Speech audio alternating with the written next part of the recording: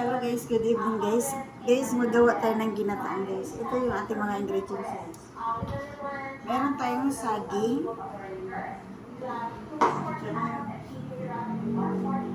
Meron tayong kamuti at gabi. Yan. Binabad ko siya sa tubig.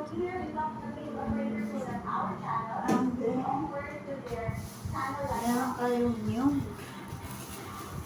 Ayan, niyog.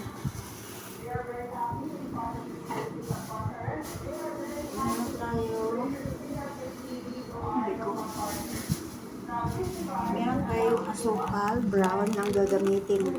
Gagamitin natin is brown. Tapos, imbis na gamitin natin yung malagkit na giniling, yung bilo-bilo. So, itong bigas na lang na giniling yung ating gagamit. Oh, bigas na lang na malagkit yung ating gagamitin. Okay?